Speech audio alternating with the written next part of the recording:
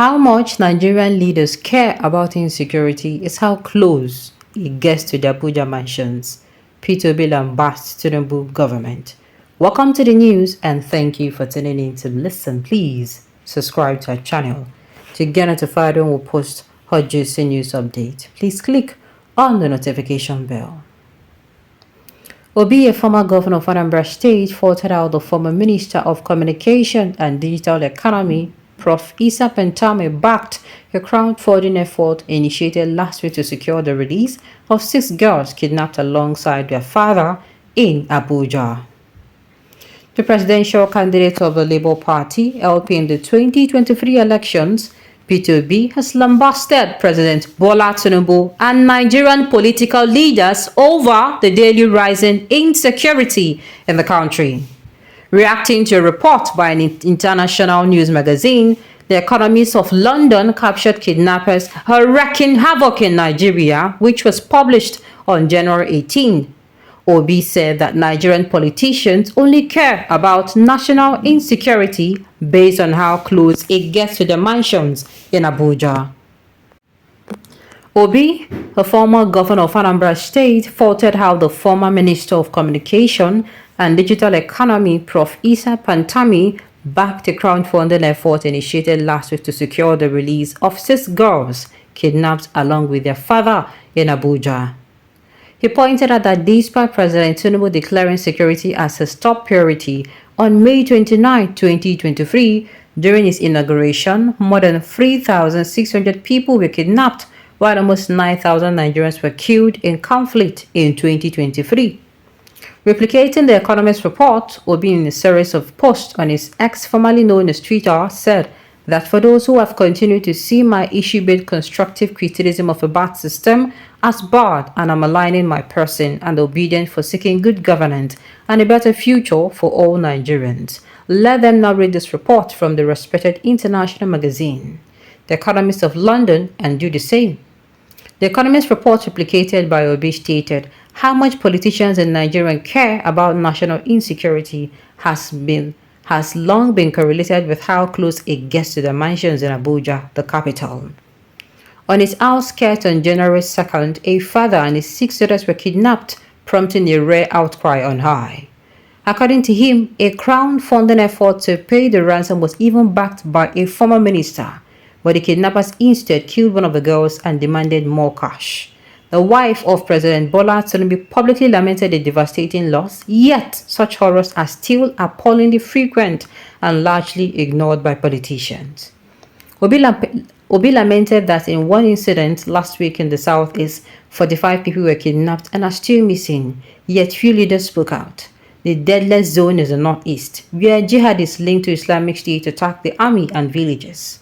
The northwest, too, is riddled with gangs that routinely kidnap for ransom. A decade-long conflict between mostly Muslim herders and largely Christian farmers rumbles on in the country, where on Christmas Eve, gunmen mauled down at least 160 people. Separatist violence still smolders in the southeast. At his inauguration last May, Mr. Tinubu declared security as a top priority, yet more than 3,600 people were kidnapped in 2023, the most ever according to ASOROCK, a global monitor of conflict. The snatching rose sharply after Mr. Tinubu took office, and almost 9,000 Nigerians were killed in conflict last year. The government stresses that in its most recent budget, spending on defense and the police took the biggest share, about 12% in all. Defense got a fifth more than it did last year, yet inflation is running at 29%, so in real terms the defense budget has fallen. The government tends to splurge on fancy weapons systems that fail to tackle the roots of a problem, which are poverty, poor education, and anger at army atrocities. The latest budgets include funds for 6 T-129 Turkish attack helicopters on top of the 12 costly Bell choppers bought last year from America for 1 billion naira, not to mention 12 Super Tucano attack aircraft. He said that buying strike drones has become so popular that the army runs in a fleet alongside that of their forces. But drones are very good at guarding schools from kidnappings, and heavy weaponry risk disaster. A drone recently killed at least 85 civilians at a festival in Kaduna State not the first such cock-up. The army promised to fine-tune its operation, but more radical change is needed. The police, well equipped but able to use better human intelligence, should lead on domestic security, not the army, which has been deployed in North 36 states of Nigerian state. Obi further pointed out that another huge problem is graft in security spending. Defense is a prime part of the budget where you can take large quantities of money out without people being any the wiser, says Matthew Page of Chatham. House, a think tank in London. Much of the budget is still about rewarding those who paid to get Mr. TINUBU elected. Sometimes the army fails to receive its budget allocation. This is worsened by a system known as security votes, whereby part defense spending is seen too sensitive to require public oversight. The practice, which accounts for perhaps $700 million a year, increased sharply under the last president and may well jump more under Mr. TINUBU. The defense budget has nearly tripled since 2019. But thanks to inflation, wasteful purchases, sales, and corruption, Nigerians do not suffer.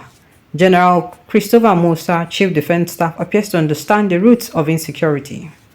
Obi further wrote, military efforts alone is incapable of restoring enduring peace. He says, adding that the army helped build hundreds of schools under his command in the northeast. Yet many politicians seem keener to spend on themselves rather than create the conditions for peace or fill the country's fiscal hole. Even if TINUBU resists the temptation to restate the petrol subsidy that he largely removed last year, debt servicing alone in 2024 may gobble up to 61% of revenue. In November, the National Assembly approved SUVs for all 460 lawmakers at a reported cost of $450,000 plus per car. In 2 months, the government has budgeted $31 million to improve accommodation for the president and vice president in a country of around 220 million people, where more than 80 million are reckoned to live on less than $2.15 a day, and many fear of being kidnapped. Obi is the only opposition I know. Labour Party is the only opposition I know. And that Issa Pantani issue, this security issue, is very appalling. Make Issa Pantami a former, this thing now, he was in charge of that time. Go and link your NI to this so that it's going to be easier. I thought that they made it so that security, as any security, will be a thing of the past. Immediately you trace somebody through their NIN or whatever, you'll be able to get them. But no, imagine that kind of person crowdfunding. Oh, this country will be on the long thing. On the long thing. It is getting very close. Soon, all of us will be in the race for survival, irrespective of their status. And the thing is, that is why he's shouting now. That is why he's shouting now. But people are coming now still saying, now your position, what can they do? Alright, so on this note, you have come to the end of the news. We say thank you for tuning in to listen. Until I come your way next time, enjoy the rest of your day.